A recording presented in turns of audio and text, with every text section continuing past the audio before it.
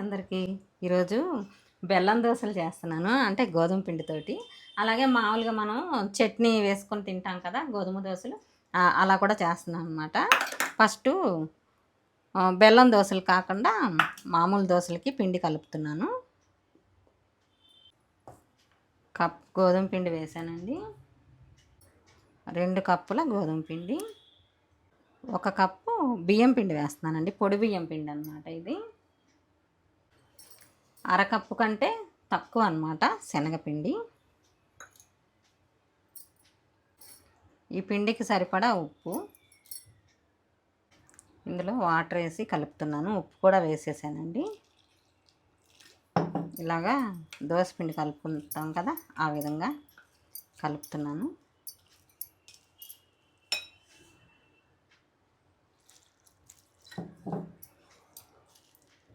ఒకేసారి పోసామంటే వాటరు సరిగ్గా కలవదు కదా, కొంచెం గడ్డలు కట్టినట్టు అవుతుందని ఇలా పోస్తున్నాను. కొంచెం కొంచెం వాటర్ పోసుకొని మొత్తం దోసపిండిలాగా కలుపుకోవటమే.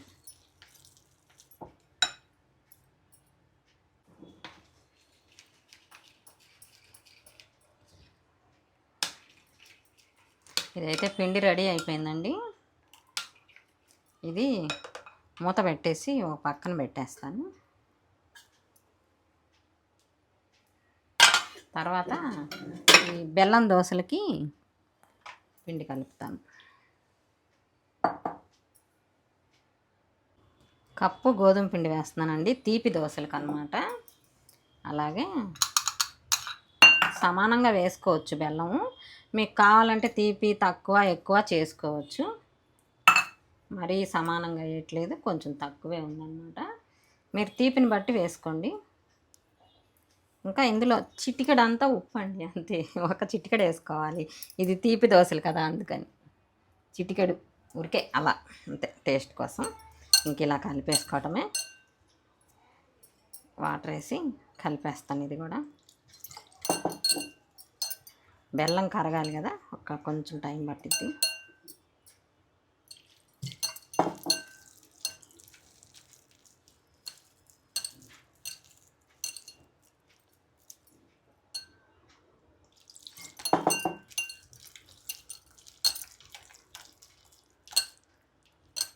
ఇలా డైరెక్ట్గా బెల్లం వద్దనుకుంటే ఒకసారి స్టవ్ మీద పెట్టుకొని కరిగిన తర్వాత వేసుకుంటే ఇంకా తొందరగా అయిపోయింది అన్నమాట. ఇలా గడ్డలుగా వేసే కంటే అదేనేమో అనిపించింది నాకైతే. ఒక్కోసారి అలానే చేస్తాను నేను. ఈరోజు బెల్లం వేసేసా డైరెక్ట్. ఇంకా 2 నిమిషాలు అలా కలుపుతూ ఉంటే ఇదంతా కరిగిపోయిద్దండి.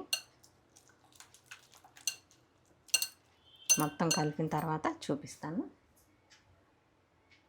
ఇదిగోనండి, ఇలా కలిపేసాను. ఎక్కువ వాటర్ వేయకుండా కలపాలండి, ఎందుకంటే బెల్లంలో నుంచి కూడా నీరు వస్తుంది కదా పాకంలాగా. అందుకని కొంచెం నీళ్ళు తక్కువ వేసుకుంటూ చూసుకొని కలుపుకుంటే బాగా వస్తుంది. ఫస్ట్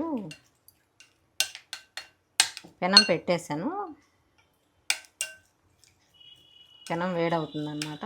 నేను ఇది కలిపేలోపు అది వేడెక్కిద్దని పెనం అయితే పెట్టేశాను. ఫస్ట్ ఇవి తీపి అట్లు చేద్దామండి. తీపి అట్లు చేస్తాను. తర్వాత మామూలుగా గోధుమ దోశ ఉంటుంది కదా, అది చేస్తాను అన్నమాట. పిండి కలిపేసి పక్కన పెట్టాను అది కూడా. ఇంకా పెనం అయితే రెడీ అవుతుంది. ఇక గరిటె తీసుకొస్తా. ఇదిగోనండి, పెనం అయితే రెడీ చేశాను. కొంచెం ఆయిల్ వేసి క్లీన్ చేస్తాను.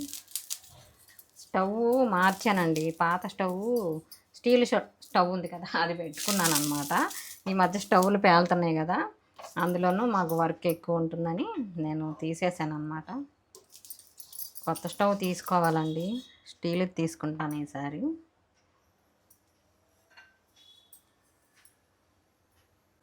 ఫస్ట్ తీపి దోశలు చేస్తున్నానండి, బెల్లం దోశలు చేస్తున్నాను అనమాట.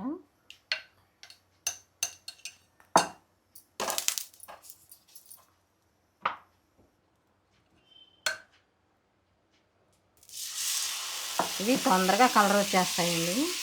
కొంచెం కాక తక్కువలోనే మనం వేసుకోవాలి. దీనికి మాత్రం నెయ్యి వేస్తానండి. నేను నెయ్యి తీసుకొస్తాను. నెయ్యి వేసుకుంటే బాగుంటుంది. ఇవి స్వీట్ దోశలు కాబట్టి అంటే బెల్లం వేసి చేస్తున్నాం కదా, నెయ్యి అయితే బాగుంటుందని నెయ్యి వేస్తున్నాను నేను. కొంచెం ఫ్రై అవ్వనిద్దామండి. ఒకసారి చూసి తిరగేస్తాను. కొంచెం ఫ్రై అవ్వనిద్దాం. కొంచెం బాగా ఫ్రై అయితే బాగుంటుంది కదా. ఈజీగా వచ్చేస్తుందండి, బాగా వస్తుంది దోశ మాత్రం, అంటుకోకుండా వస్తుంది చక్కగా. కొంచెం ఆయిల్ అప్లై చేసుకుంటే చక్కగా అంటుకోకుండా వస్తాయండి కొత్తలో. తర్వాత బాగా అలవాటైన తర్వాత కొంచెం మనకు ఆయిల్ వద్దన్నా కానీ ఆయిల్ లేకుండా కూడా చేసుకోవచ్చు చక్కగా. చూస్తున్నానండి ఫ్రై అయిందేమో అని. ఒకసారి తిరగేద్దాము. తిరగేసి కూడా ఫ్రై చేయాలండి, ఇవి బాగుంటాయి. ఎందుకంటే కొంచెం లావుగా వేసుకుంటున్నాం కదా, అలాగా.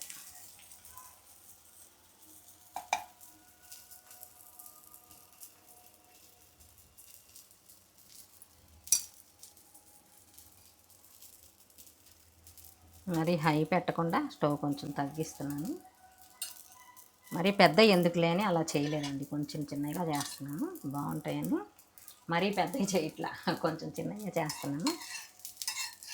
కొంచెం బాగా ఫ్రై అవ్వాలండి. బెల్లం వల్ల మనకి ఎక్కువ కలర్ వచ్చేస్తుంది అనమాట ముందే. కొంచెం ఫ్రై అయితేనే బాగుంటాయి. మనం బాగా హైలో పెట్టేసి చేసామనుకోండి నల్లగా వస్తాయి అన్నమాట. బెల్లం వల్ల నల్లగా వస్తాయి అవి, అంతే.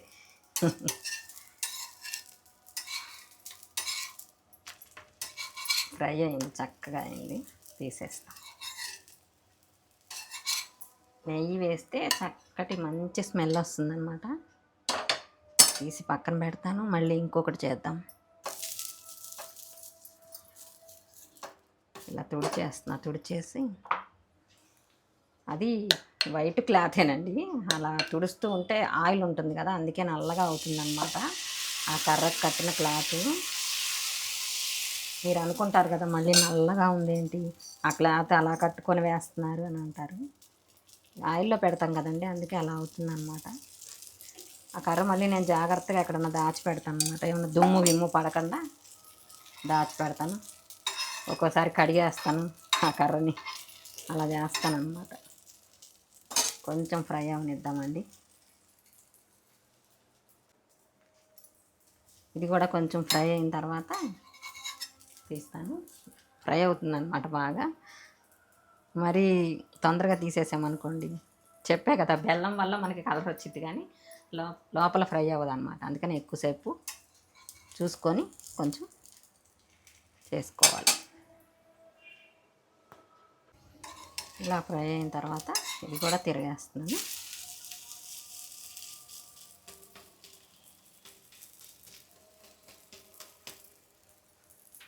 ఇది కూడా రెడీ అయిపోయిందండి, ప్లేట్లోకి తీసేస్తున్నాను.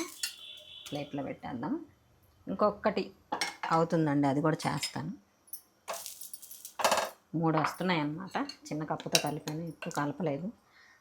తీపి ఎక్కువ తినరు కదండి, అందుకని స్వీట్ తినాలంటే చాలా కష్టపడిపోతారు, అందుకని కొంచెం తక్కువే చేసా. ఇది బెల్లం ఉంటుంది కదండి, అందుకని బాగా పలచగా అయితే చేయలేము, ఎక్కువ బెల్లం వేసాం కాబట్టి. మరీ తక్కువ బెల్లం వేస్తే మాత్రం ఇదంతా కూడా వేసుకోవచ్చు, కానీ ఇలాగే బాగుంటాయి. కొంచెం ఇలా నెయ్యి వేసేసుకుంటే చక్కగా కమ్మగా ఉంటుంది అన్నమాట.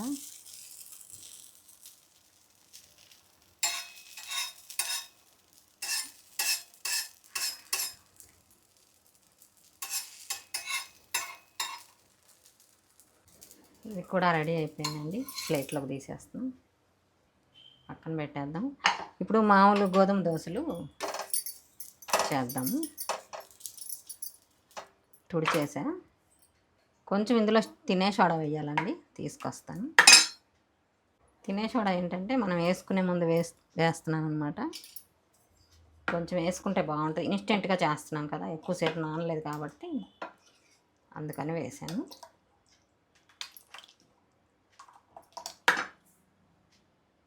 పెనం అయితే తుడుస్తున్నానండి, తుడిచేసి ఇది గోధుమ దోశ చేద్దాం. కొంచెం తినే సోడా కలిపానండి.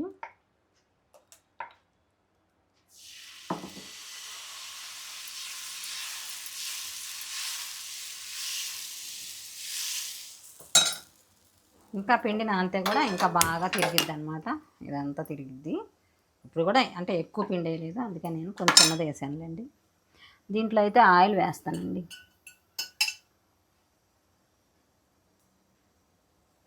ఫస్ట్ది కదా అని కొంచెం చిన్నది వేసాను. ఇంకోసారి చేసేటప్పుడు కొంచెం పెద్దది చేస్తా. ఇంకోసారి వేసేటప్పుడు కొంచెం పెద్దది చేస్తాను. వినపడిందో లేదో అని మళ్ళీ చెప్తున్నాను మీకు. ఇంకో ప్లేట్ తీసుకొస్తాను. ఇదిగో చూసారా ఎంత బాగా వచ్చేస్తుందో. కొంచెం సిమ్లో పెట్టానండి, ఎందుకంటే కొంచెం ఇలాగా మనకి కరకరలాడుతూ రావాలన్నట్లుగా పెట్టాను అనమాట. మెత్తగా కావాలంటే కొంచెం హైలోనే పెట్టుకోవచ్చు.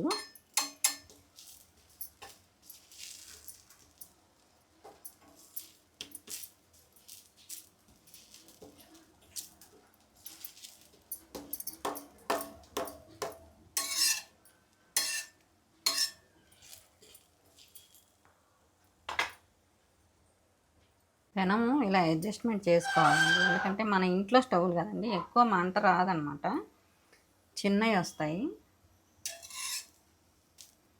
ఇట్లా అడ్జస్ట్మెంట్ చేసుకుంటే చుట్టూరు కూడా చక్కగా ఫ్రై అయింది.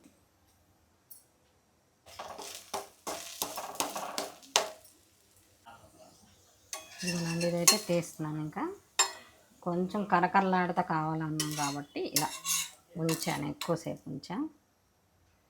ఇది ప్లేట్లో పెట్టేస్తున్నాను. ఇంకొకటి చేస్తాను. ఇంకొకటి కారం వేసి చేస్తున్నానండి.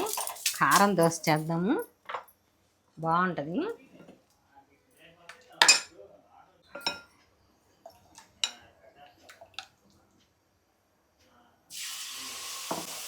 కారం దోశ చేస్తున్నానండి.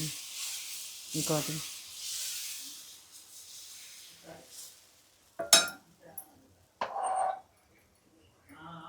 దీని మీద కారం వేద్దాము. ఇది కొబ్బరి కారం అండి, మొన్న చేశాను కదా, బాగుంటుంది. ఎక్కువ కారంగా ఉండకుండా చేశానండి, షార్ట్ వీడియో పెట్టాను. ఇది కూడా పెద్ద వీడియోలో పెడితే చూస్తారో చూడరోలే అంటే, షార్ట్ వీడియో అయితే సింపుల్గా చూసేయచ్చు కదా, అందుకని నేను షార్ట్ వీడియోలో పెట్టానండి. బాగుందండి, కారం అయితే చాలా బాగుంది. పెద్ద వీడియోలో కూడా పెట్టినట్టున్నానండి, నేను గుర్తులేదు నాకు.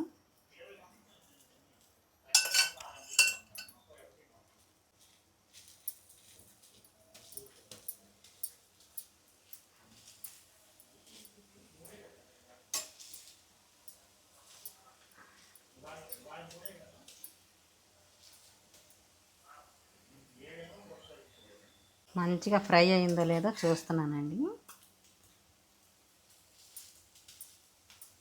చూసి తీసేస్తాను.